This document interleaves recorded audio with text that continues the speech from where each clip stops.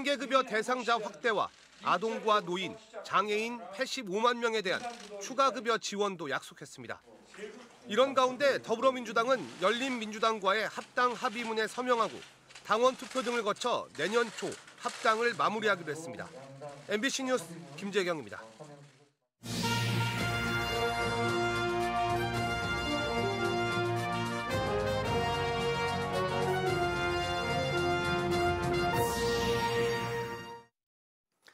여러분 안녕하십니까?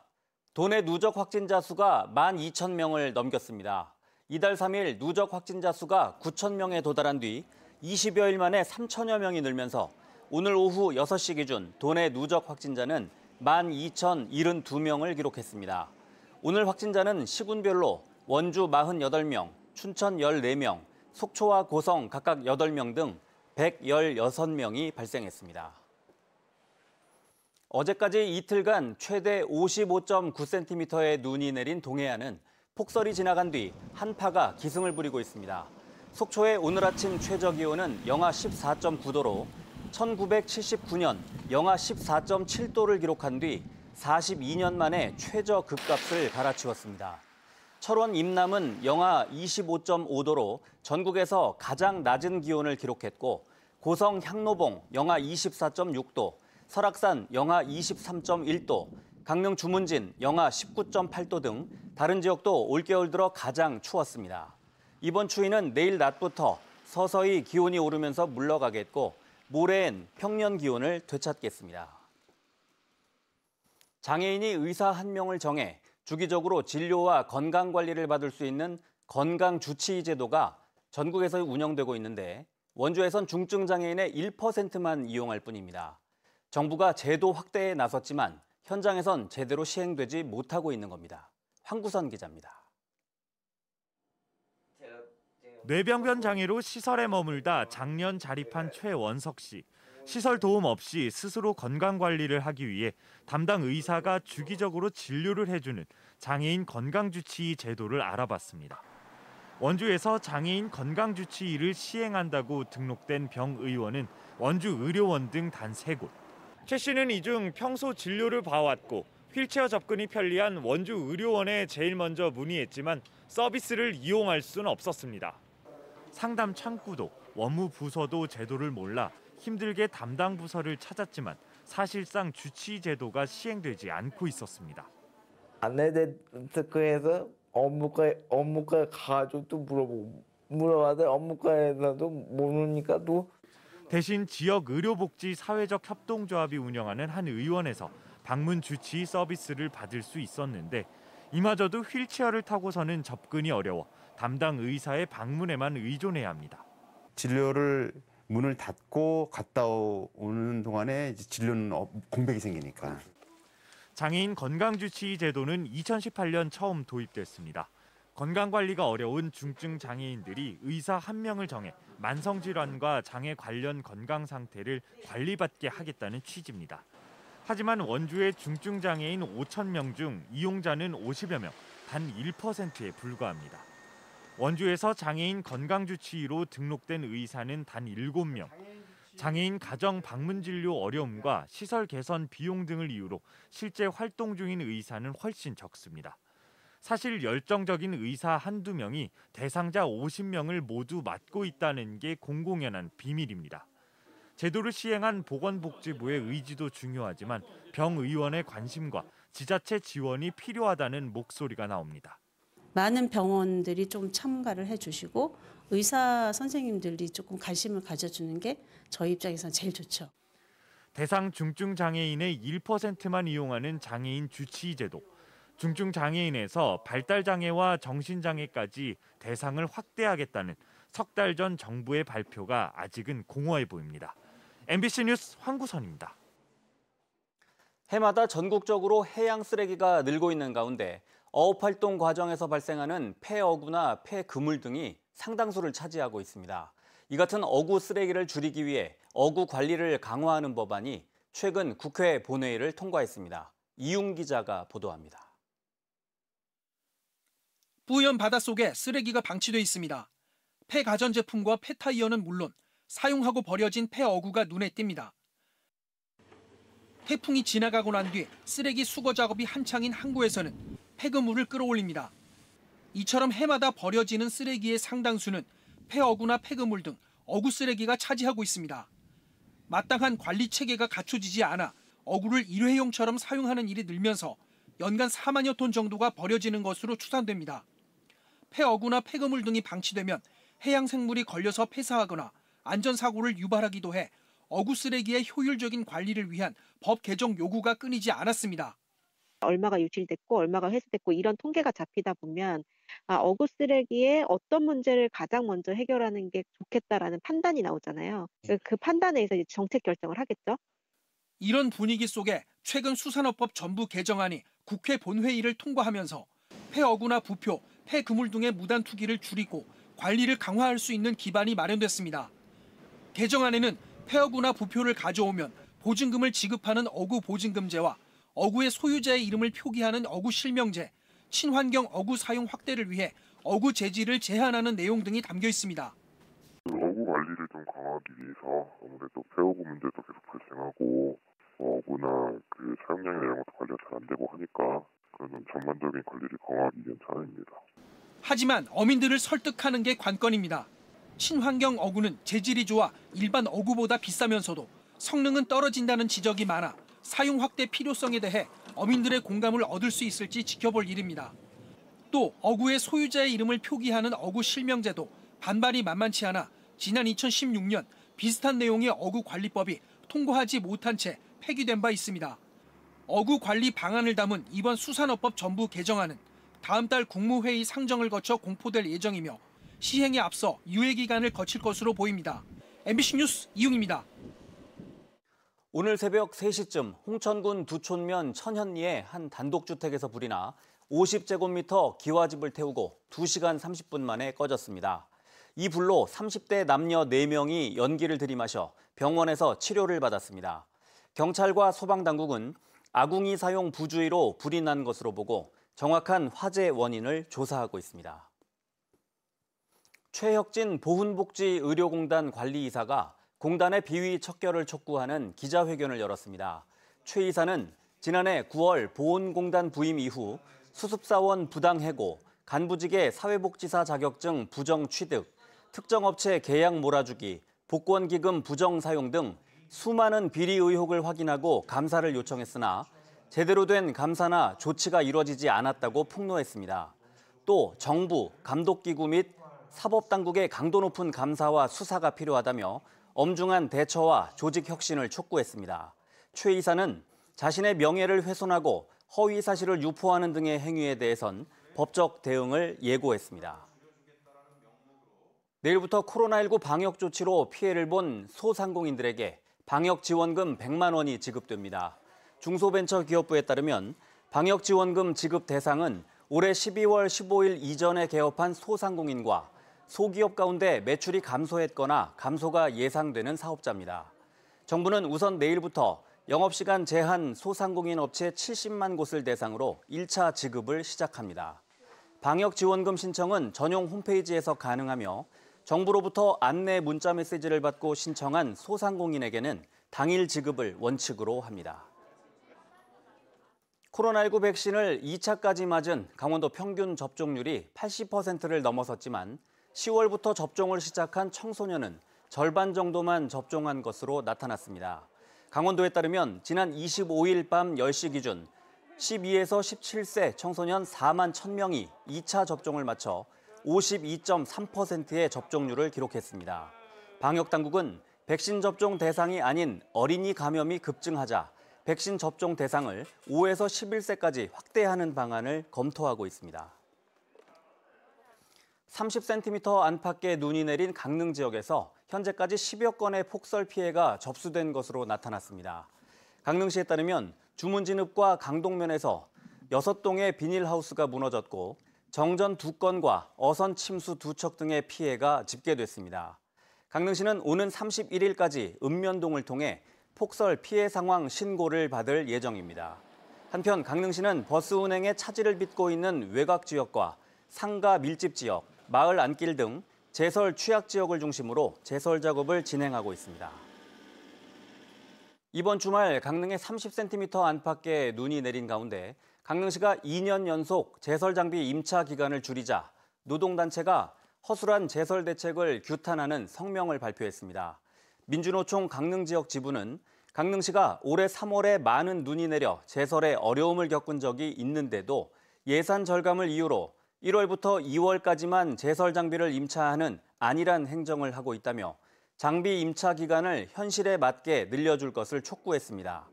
강릉시는 자체 제설 장비를 8대 보유하고 있으며 매년 12월부터 이듬해 3월까지였던 제설 장비 임차 기간을 올해와 내년에는 1월부터 2월까지로 2개월 단축했습니다.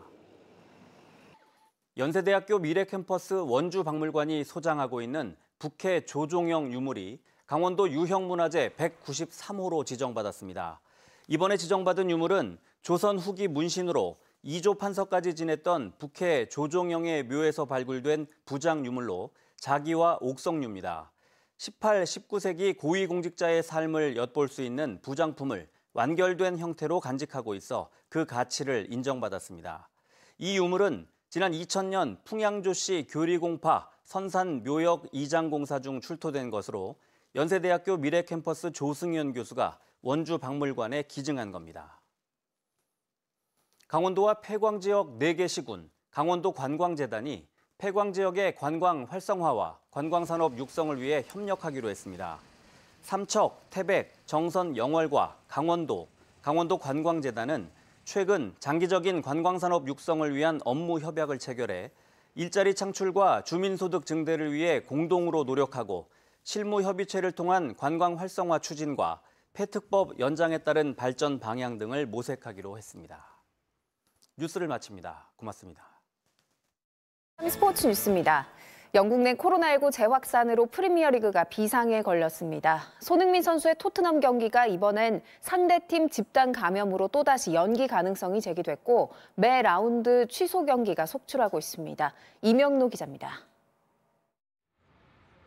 손흥민을 비롯해 주말 홈 경기를 대비해 훈련을 진행해온 토트넘.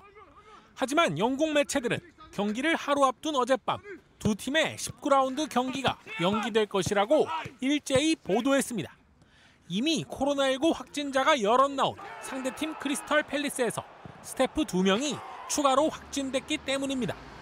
가까스로 이 경기가 진행된다 하더라도 이번 주말에만 이미 3경기를 취소한 프리미어리그 사무국은 난감한 상황이 됐습니다. 지난 20일 감독자 회의를 열고 리그 강행을 결정했지만 빡빡한 일정 속에 취소 경기들이 쌓이면서 불만의 목소리도 높아졌습니다. To ask about solution, but everything was decided, and I think yesterday and it was a wall.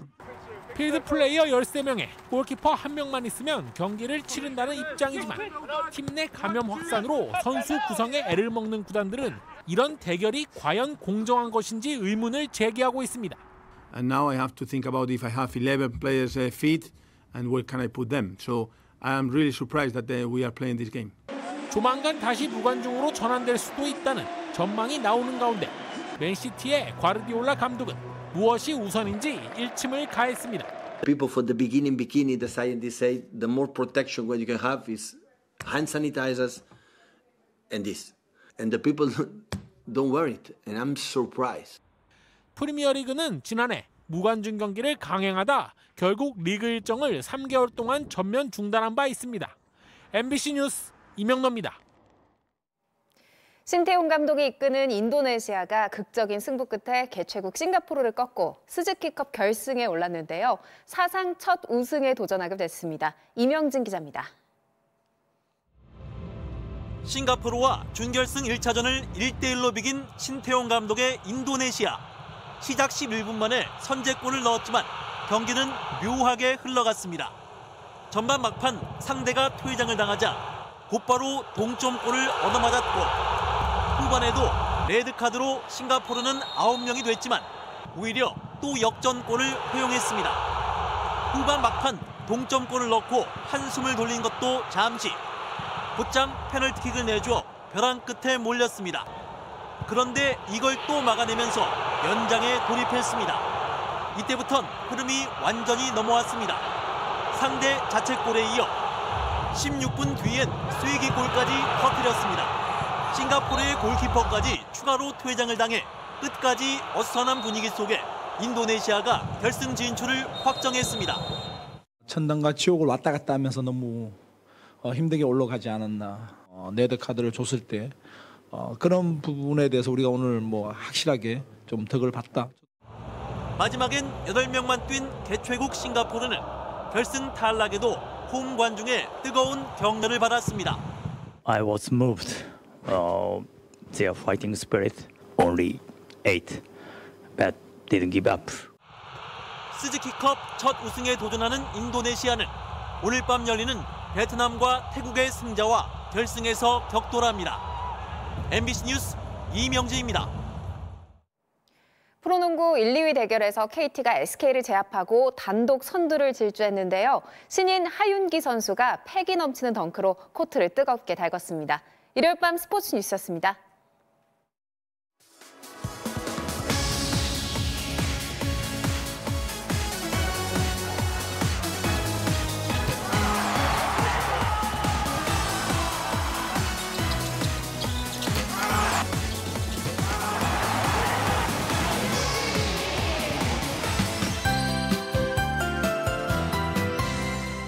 오늘 올겨울 최강 한파가 절정에 달했습니다. 오늘 서울의 최저 기온은 무려 영하 15.5도까지 떨어지면서 지난 1980년 이후 41년 만에 12월에 가장 추운 날로 기록이 됐고요.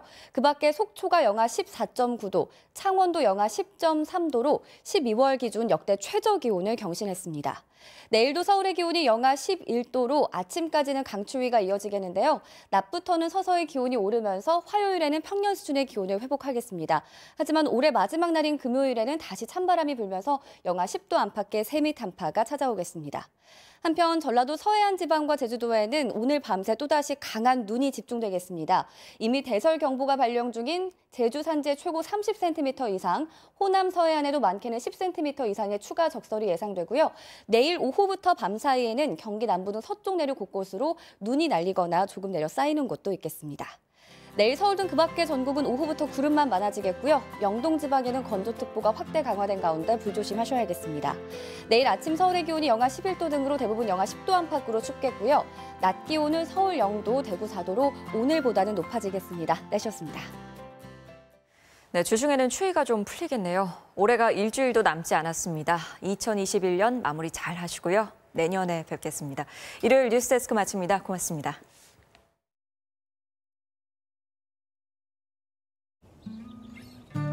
소원 빌었어? 나 건강하게 해달라고. 당신만? 그래야 우리 가족을 잘 지키지. 그럼 바디프렌드 하나 더 생기게 해달라고 빌었어야지. 연말에도 바디프렌드와 함께하세요. 바디프렌드.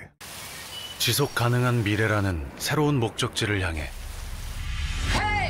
메르세데스 벤츠는 올해도 달렸습니다. 일상 속에서 먼저 실천하고 서로 응원하고 함께하며 더 먼 미래까지 준비합니다. 하지만 이제 시작일 뿐. 메르세데스 벤츠는 앞으로도 책임을 다해 달릴 것입니다.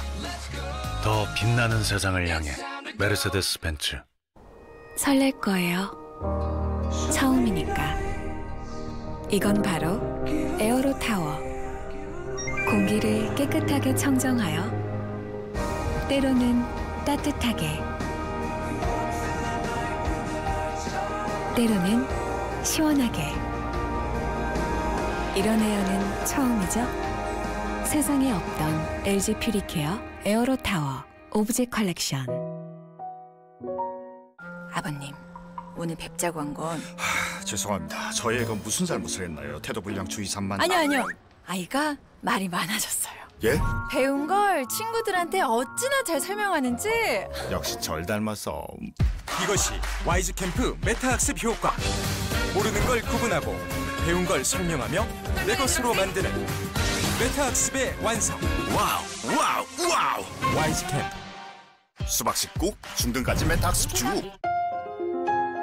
지난 30년 동안 수많은 처음을 만들어 왔습니다. 멈출 수 없습니다. 더 당당해질 고객의 삶을 위해 하이모. 감히 라면 주제. 스프를 국물이라 부르겠습니다. 20시간 동안 진짜 재료로 끓인 육수로 라면에 얼큰한 감칠맛을 찾아냈으니까. 건식 장인라면. U+ 덕분에 바빠도 인터넷 끊길 걱정 없는데 식자재 값도 아낄 수 없을까? Why not? U+는 식자재 할인까지 우리 가게 든든하게 우리 가게 패키지 오직 U+에서만.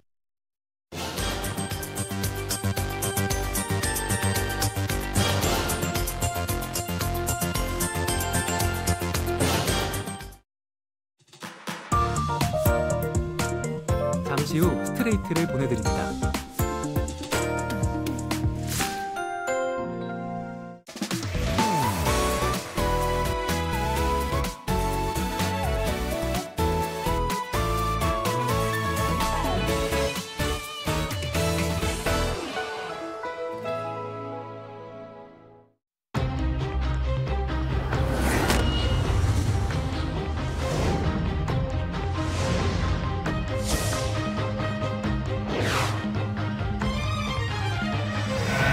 하늘나라에 있는 민식이를 위해서라도 앞으로 이런 사고가 일어나지 않도록 문청법을. 용균이가 들었던 피켓이 저한테 숙제가 되고.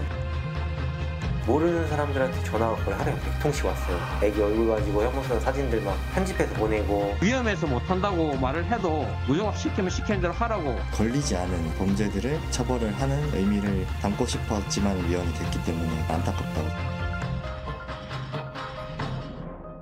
지금은 한 해 동안의 고마움을 전할 시간. 건강하게 있어줘서 고마워요. 10년 더 건강하게 바디프렌드.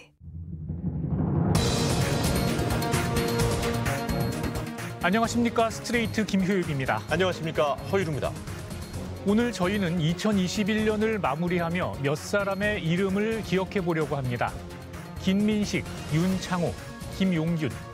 바로 이름이 법이 된 사람들입니다. 네, 막을 수 있었던 안타까운 사고로 숨진 분들인데요. 그래서 더 이상 이런 죽음이 반복되는 걸 막기 위해 이분들의 이름을 딴 법까지 만들어졌죠. 네, 그래서 스트레이트는 이 법들이 시행된 후 현실은 지금 어디까지 왔는지 취재했습니다. 박진준 기자 나와 있습니다. 안녕하세요. 안녕하십니까. 먼저 학교 앞 횡단보도에서 길을 건너다 교통사고를 당해 세상을 떠난 9살 민식이. 그 이름이 잊히질 않습니다. 어린이들의 안전한 통행을 위해 이른바 민식이법이 만들어졌잖아요. 네, 민식이법의 시작은 또 다른 어린이들이 민식이와 같은 사고를 당하지 않게 막자는 것이었죠.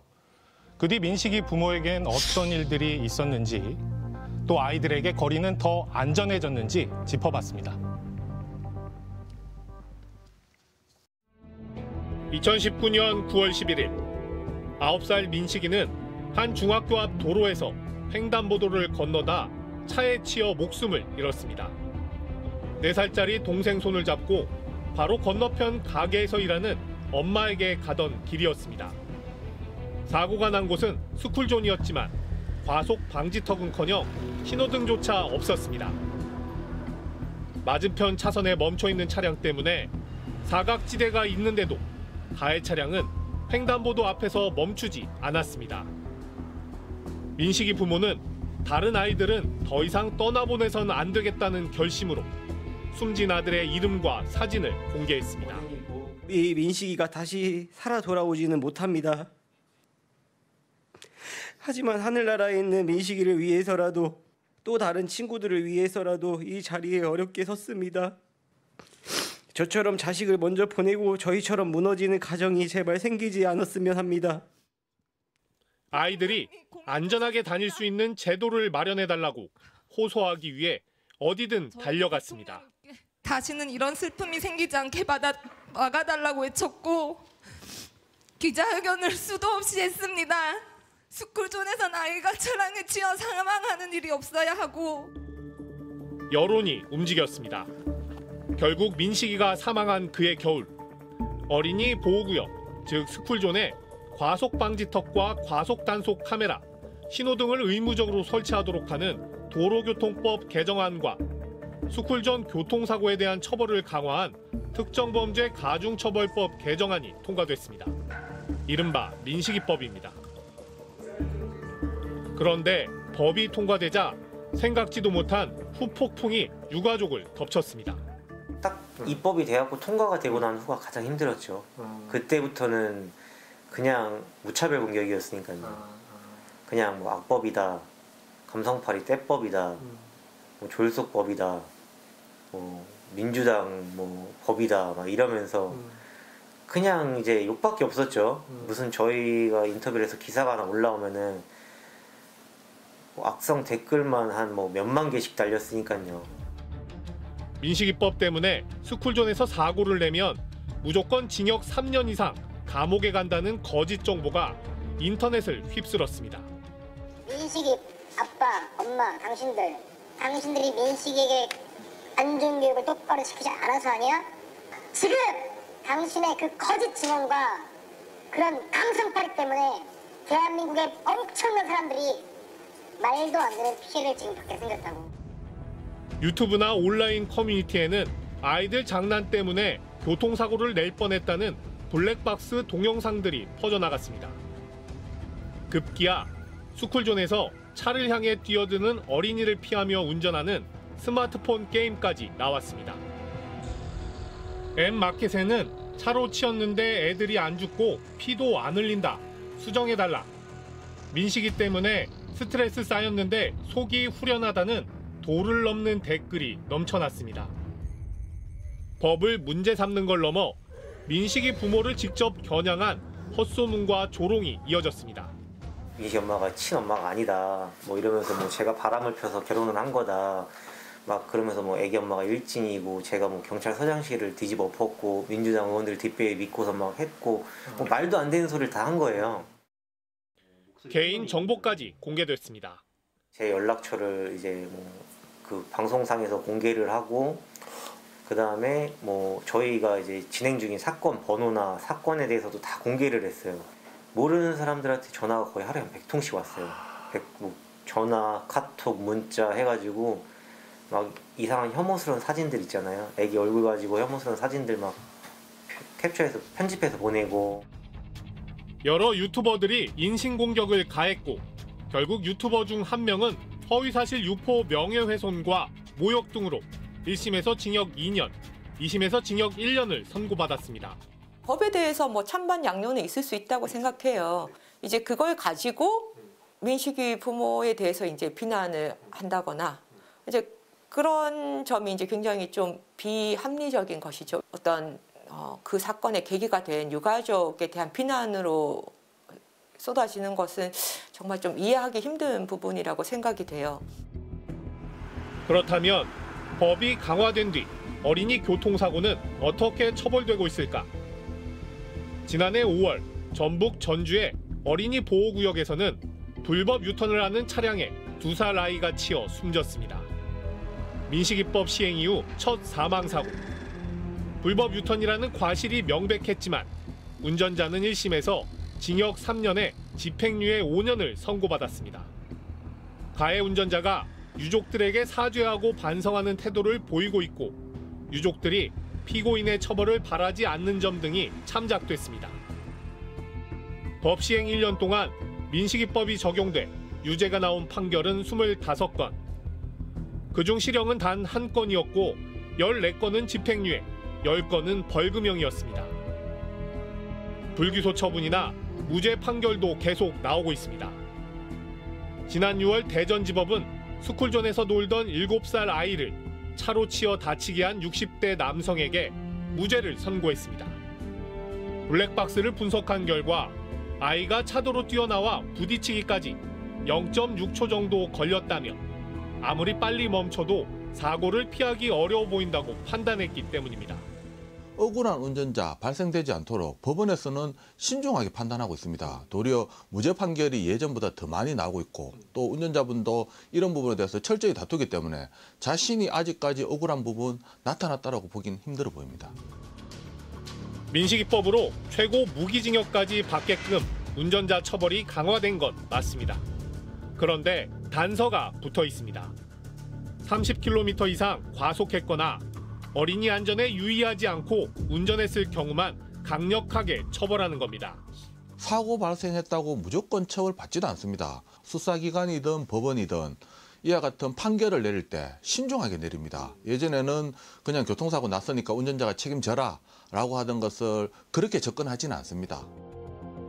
오히려 법이 시행된 이후에도 스쿨존에서 아이들이 사고를 당해 사망했다는 뉴스는 끊이지 않습니다. 인천의 한 초등학교 앞. 교문 앞에는 인천항으로 연결되는 6차선 도로가 뻗어 있습니다. 지난 3월 이곳에서 10살 여자아이가 학교 앞 횡단보도를 건너다가 우회전하는 25톤 화물차에 치여 숨졌습니다. 예전부터 선생님과 학부모들이 위험하니 안전조치가 필요하다고 목소리를 높이던 장소였습니다. 사고 방법은 이거 서울법 약간 못하는 규칙이지 뭐.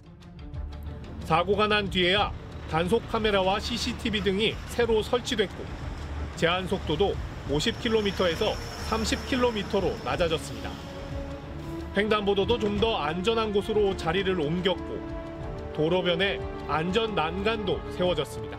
개선을 많이 요구하기는 했었는데 사고 난 이후에 이런 일이 생겨서 좀 마음이 많이 안타깝죠. 같은 달 전북 전주에서도 지난달에는 충남 당진에서도 비슷한 사고 소식이 들려왔습니다. 민식이법 시행 이후 어린이 교통사고가 줄긴 했지만 코로나19로 인한 등교 제한 조치가 있었기 때문에 법의 효과가 어느 정도인지는 파악하기 힘듭니다. 하지만 정치권에서는 야당을 중심으로 민식이법이 과잉 입법이라며 재개정해야 한다는 주장이 나오고 있습니다. 아무리 국회의원도 사람이기 때문에 아주 냉철하게 이성적으로만 안 된다라고 하기가 굉장히 어려운 이런 상황에 처하게 됩니다.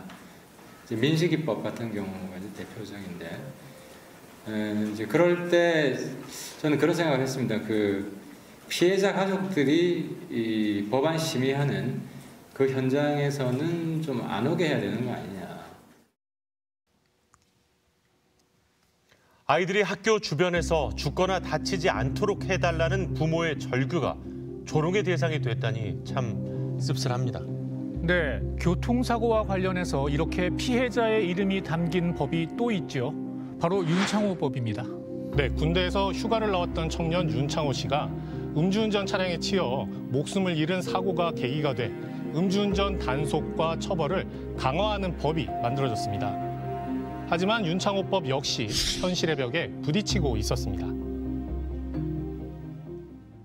횡단보도 앞에 서 있는 보행자들에게 승용차가 돌진합니다.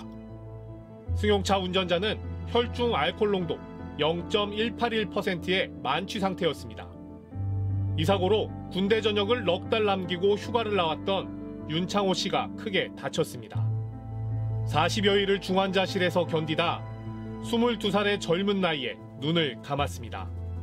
자식이란 게 눈에 넣어도 아프지 않은 존재지만 굉장히 저희한테는 참 소중했고 참 대견스러웠던 그런 아들이었습니다.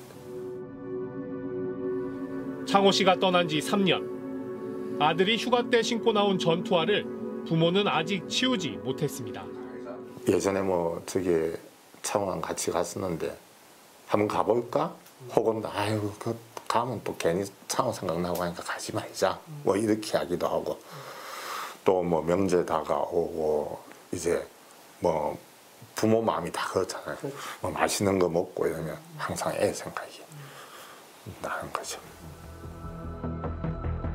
윤창호 씨가 중환자실에서 사투를 벌이는 동안 친구들도 어떻게 도울지 머리를 맞댔습니다. 만약에 내가 다쳤을 때 창호라면 어떻게 했을까라는 생각을 해봤을 때 얘는 응당 당연하게 이런 것들을 찾아보고 분개하고 그거에 대해서 본인이 할 수 있는 것들을 최대한 했었을 거라고 생각을 하게 된 거예요. 똑같은 불행이 반복되지 않은 것이 창호도 바라는 일이라는 생각에 음주운전 처벌을 강화해달라는 국민청원부터 울렸습니다. 국회의원들도 직접 찾아다녔습니다. 누구에게나 나한테도 또 다른 내 바로 옆에 지인한테도 누구한테나 또 일어날 수 있는 일이구나 이런 생각을 해서 친구들과 이제 의견을 모아서 앞으로 이런 사고가 누구에게나 일어나지 않도록 조금 더 우리가 좀 이렇게 어떤 노력이나 활동을 해보자. 하태경 의원을 비롯한 100명 넘는 국회의원들이 동참했습니다. 음주운전 단속 기준이 혈중 알코올 농도 0.03%로 강화됐고 음주운전으로 사람이 죽는 경우 최소 3년에서 무기징역까지 선고가 가능해졌습니다. 특히 2번 이상 음주운전이 적발되면 2년 이상 5년 이하의 징역이나 최대 2천만 원까지의 벌금으로 가중처벌할 수 있게 됐습니다. 음주운전은 하면 안 된다. 음주운전이라는 단어를 이 세상에서 사라지게 해야 된다라는 게 저희의 취지였거든요. 하지만 윤창호법 시행 이후에도 음주운전 적발도, 사고도 크게 줄지 않고 있습니다. 올해 5월 교통사고를 당한 27살 황재환 씨. 왕복 8차선 도로에서 오토바이를 타고 신호를 기다리다 뒤에서 빠르게 달려오던 차량에 그대로 들이받쳤습니다. 가해 운전자의 혈중 알코올 농도는 0.168%로 만취 상태였습니다. 혼수 상태에 빠진 황 씨는 석 달 동안 사경을 헤매다 기적같이 깨어났습니다. 하지만 머리를 심하게 다쳤고 팔과 다리까지 성한 곳이 없습니다. 왼팔이 못 움직이고 있어요. 그런 데는 왼쪽 다리가 엄청 불편해요. 지금 빨리 낫고 다 낫고 팔 펴졌으면 좋겠어요. 숲을 좋아해 병든 나무를 고쳐주는 나무 의사가 되겠다는 한 청년의 꿈은 하루아침에 무너졌습니다. 지금 이러고 병원에 있어야 되는 게 너무 힘들어요.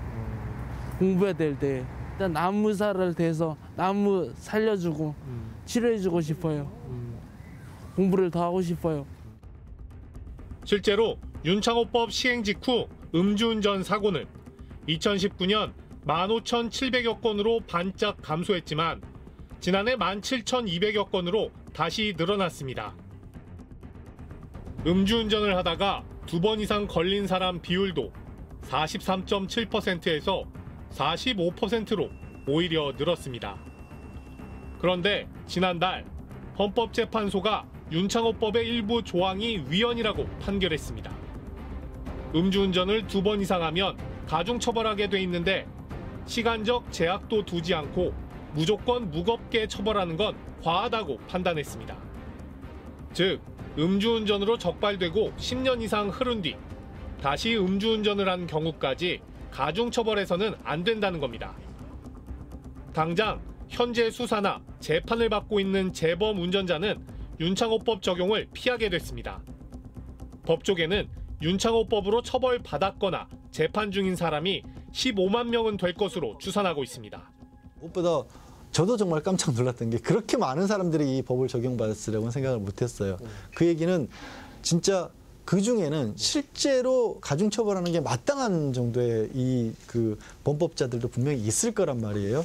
그럼 거기에 대해서는 어떻게 대비를 할 것인가. 헌법재판소에서 너무 과감한 결정을 한 게 아닌가 하는 그런 좀 걱정이 있습니다. 검경은 음주운전 단속과 처벌은 계속 엄정하게 이루어질 것이라고 강조하고 있지만 헌재 결정이 몰고 올 후폭풍을 걱정하는 목소리도 커지고 있습니다. 경각심을 다시 잊어버린다든가 향후에 내가 한 번 더 반복해도 처벌이 미약할 것이라는 안일한 생각을 심어줄까 봐 그런 부분들은 변호사지만 저도 좀 걱정이 되는 부분들이 분명히 있습니다. 국회는 대체 법안 마련을 서두르고 있습니다.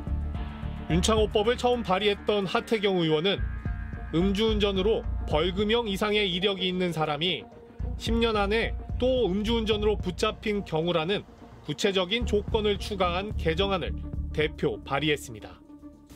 뭐든지 처음부터 완벽할 수는 없다고 생각을 하고 하지만 적어도 선은 만들어 놨으니까 좀 더 올바른 방향으로 현실과의 괴리를 적게 만드는 법을 그렇게 생각을 가져서 이제 심도 있게 입법을 해주시면 감사할 것 같습니다. 위헌 결정이 났지만 본질적인 사실은 변하지 않았다고 생각을 하거든요. 음주운전은 단 한 번도 하면 안 되고 또 음주운전은 범죄다. 라는 거를 사람들이 한 번 더 생각해 줬으면 좋겠고. 음주운전을 막자는 윤창호법의 취지가 잊힐 수도 있다는 친구들의 이런 걱정이 그야말로 걱정으로 끝났으면 좋겠습니다. 윤창호법을 돌아봤습니다. 그러다 보니 같은 해 창호 씨와 비슷한 나이의 세상을 떠난 한 비정규직 노동자의 이름이 떠오르는군요. 화력발전소 하청업체 비정규직이었던 김용균 씨입니다. 네, 용균 씨는 3년 전 어두컴컴한 발전소 안에서 혼자 일하다 안타까운 사고를 당했습니다. 이 사고를 계기로 위험의 외주화를 막고 위험한 노동 환경을 바꾸자는 이른바 김용균법이 만들어졌습니다. 하지만 3년이 지난 지금 현장에는 여전히 또 다른 김용균들이 있었습니다. 인천의 한 화력발전소. 직원들이 설비를 점검하는 순간 시뻘건 불길이 치솟습니다. 고온에 배관이 폭발한 겁니다. 하지만 직원들은 놀라는 기색도 보이질 않습니다. 불씨가 그대로 남았는데도 산처럼 쌓인 석탄재 위에 올라가 쉼없이 삽질을 합니다. 김용균 씨가 소속돼 있던 바로 그 회사가 하청을 맡고 있는 또 다른 발전소 현장입니다. 이 일은 지금도 계속되고 있어요. 업무일지에도 정확하게 기술이 돼 있어요. 항상 자주 주 2, 3회 정도 이렇게 이 일을 한다.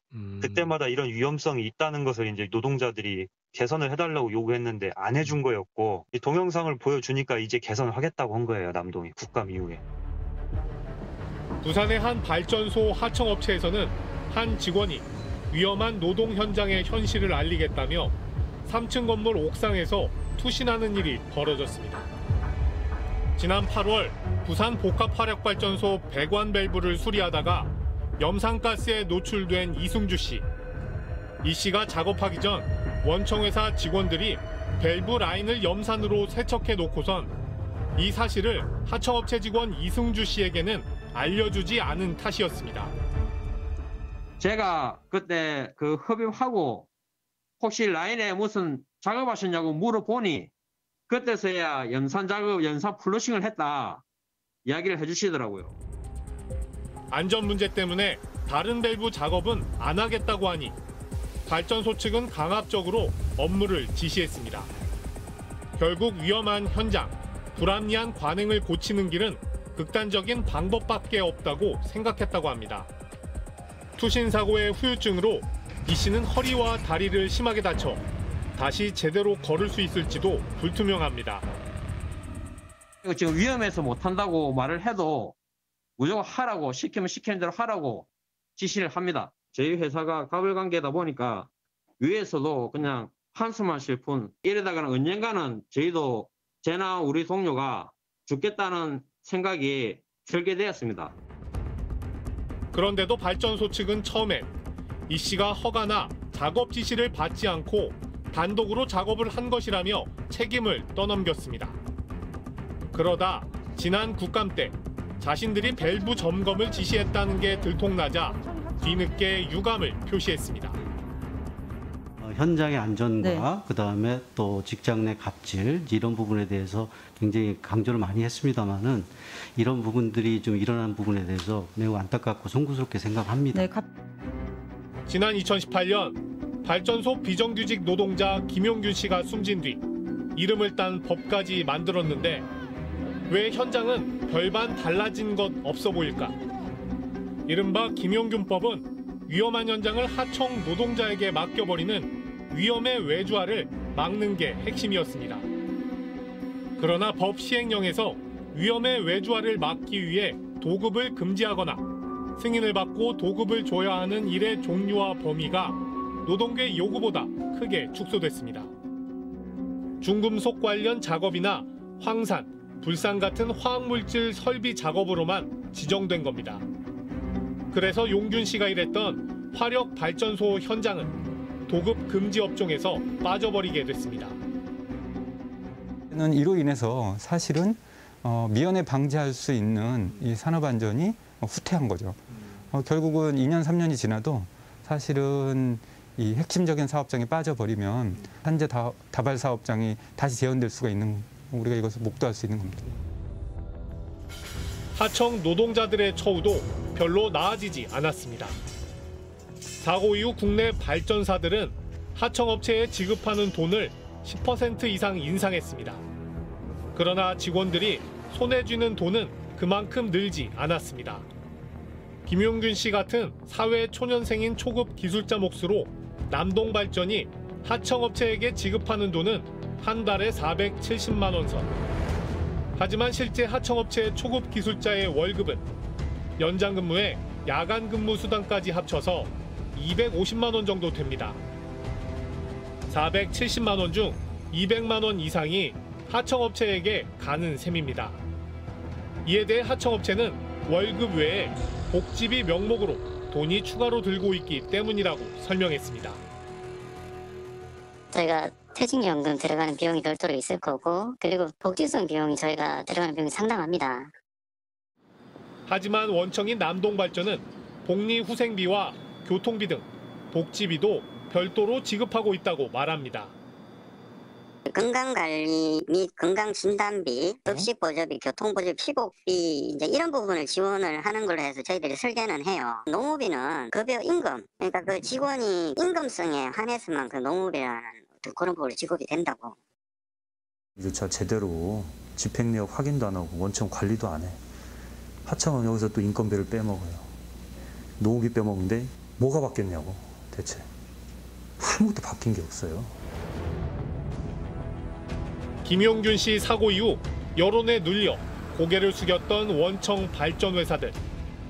사고 닷새 만에 유가족과 국민 여러분께 머리 숙여 사죄한다며 조사 결과에 따른 응분의 책임을 지겠다는 사과문을 내놨습니다.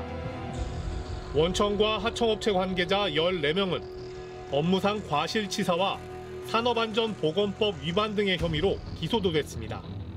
사고 발생 2년 1개월 뒤인 올해 1월에야 시작된 공판. 그런데 막상 재판이 시작되자 기소된 이들은 한결같이 책임을 인정하지 않았습니다. 김용균 씨가 시키지도 않은 일을 했다. 거길 왜 들어갔는지 모르겠다. 위험한 일을 지시한 적이 없다고 했습니다. 이제 재판을 하면서 완전히 뒤집었어요. 자기네들 잘못 하나도 없다. 용균이 잘못이다.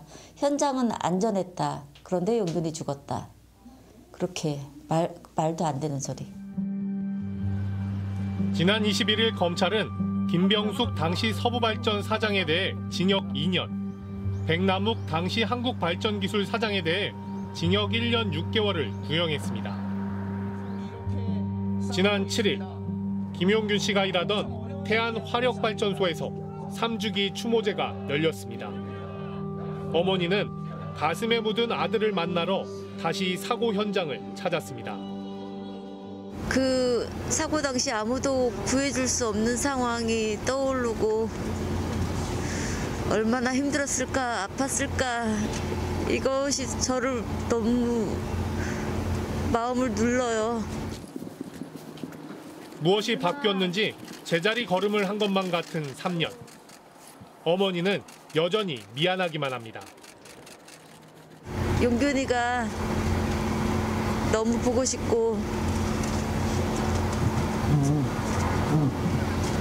너무나 미안합니다.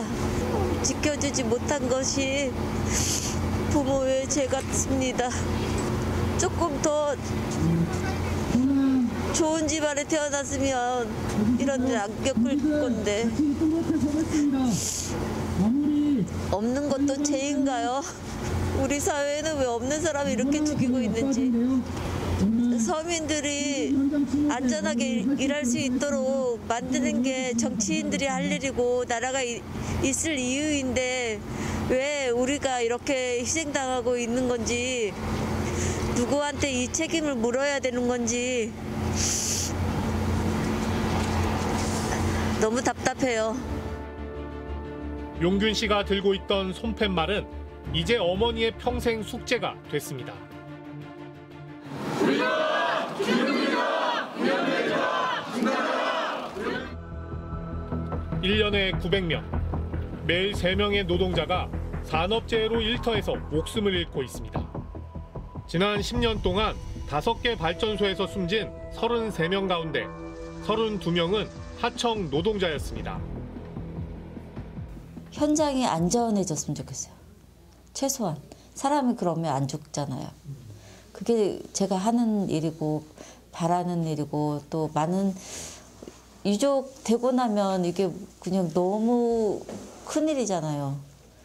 자식이 죽는다는 거 진짜 끔찍한 일이고 그래서 그거 경험하기 전에 다들 막았으면 좋겠어요. 현장이 안전해졌으면 좋겠다. 김용균 씨 어머니의 마지막 말은 지극히 당연한 얘기인데 말이죠. 네, 김용균법도 그렇고 윤창호법, 민식이법까지 현실은 아직 갈 길이 멀어 보입니다. 이렇게 사람의 이름을 딴 법안들이 제출되고 실제로 제정까지 이루어지는 거는 2000년대에 들어와서죠. 네, 아무래도 해결책이 필요한 사안이 이름을 통해 뚜렷하게 각인되는 효과가 커지다 보니까 앞다퉈 사용하기 시작한 거죠. 법을 만드는 국회의원이나 정부 입장에서는 이런 부분도 의식하지 않을 수 없겠군요. 네, 실제 법제화로 수월하게 이어지기도 합니다. 그런데 여기서 분명 간과해서는 안 될 부분이 있습니다. 2016년 5월 서울에서도 김용균 씨 사고와 비슷한 안타까운 일이 벌어졌습니다. 지하철 구의역에서 혼자 승강장 안전문을 수리하던 10대 용역업체 직원이 참변을 당했습니다. 지하철 승강장에서 스크린도어를 고치던 직원이 열차에 치여 숨지는 사고가 또 발생했습니다. 이번에도 안전 규정이 제대로 지켜지지 않았습니다. 김용균법, 즉 산업안전법 개정안의 시작은 구의역 김군 사건이었던 겁니다. 사고 발생 1년 9개월 뒤인 2018년 2월, 마침내 정부가 개정안을 입법 예고했지만 잊혀진 김군과 함께 이 개정안은 관심을 받지 못했습니다. 그러다 김용균 씨의 사고가 터졌습니다. 여론 압박에 정부 여당은 갑자기 관련 법안 논의를 서둘렀습니다. 그런데 재계 반발이 발목을 잡았습니다. 원청 사업주 책임 및 기타 책임까지 지게 된다면 범법자 양산을 초래할 것으로 우려됩니다. 우선 합의 통과가 급해지다 보니 재개 요구가 대폭 수용됐습니다. 원청 업체 사업주 처벌 조항이 빠지고 도급 금지 업종도 축소된 겁니다. 그래서 노동계는 이 법을 차마 김용균법이라고 부를 수 없다고 선언했습니다. 산업안전보건법의 도급 금지 범위에 이제 김용균 노동자가 일했던 그런 이제 발전소 이런 것도 안 들어갔고 구의역 김군이 일했던 이제 철도 지하철도 안 들어갔고 조선업의 이제 다단계 재하청이 굉장히 심각한 문제였잖아요. 그것도 다 빠졌습니다. 이걸로 안 된다. 새 법이 필요하다는 노동계 요구가 빗발쳤습니다. 결국 김용균법이 시행된 지 1년 만에 중대재해처벌법이 새로 추진돼 제정까지 됐지만 그 과정에서 김용균법 논의 때 했던 것과 같은 논쟁이 고스란히 반복됐습니다. 급히 만들다 보니까 굉장히 부실한 입법을 만든 거죠. 그래서 막상 또 그걸 해놨는데 또 많은 사망 사고들이 계속 발생을 하는데 이거 갖고는 못 막는구나 라는 반성이 되다 보니까 다시 이제 중대재해처벌법이라는 법을 또 다시 만들게 됐던 것입니다. 민식이법이 만들어지는 과정도 크게 다르지 않았습니다.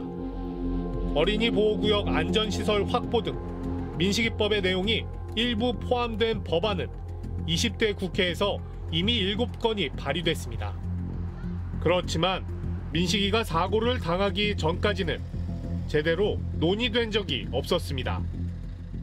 반짝 관심들이 이제 부각되니까 초기에는 관심을 보였다가도 그냥 다른 우선순위에 밀려가지고 머뭇거린 것이죠. 그러다 민식이법 처리 여론이 높아지자 국회는 교통사고 약 2개월 뒤인 2019년 11월 29일 법사위를 열었습니다.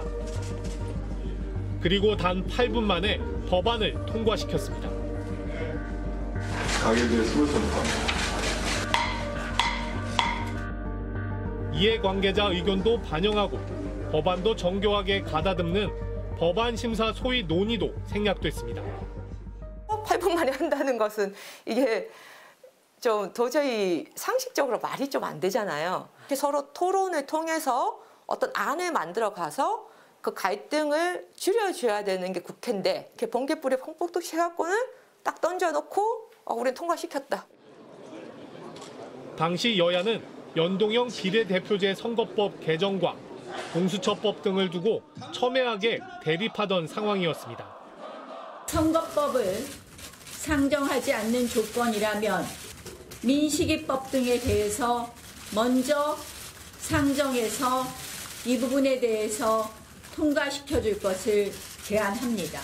아이들의 안전과 관련된 이 법들을 정치적인 볼모로 삼는 이 폐악질에 저는 할 말을 잃었습니다.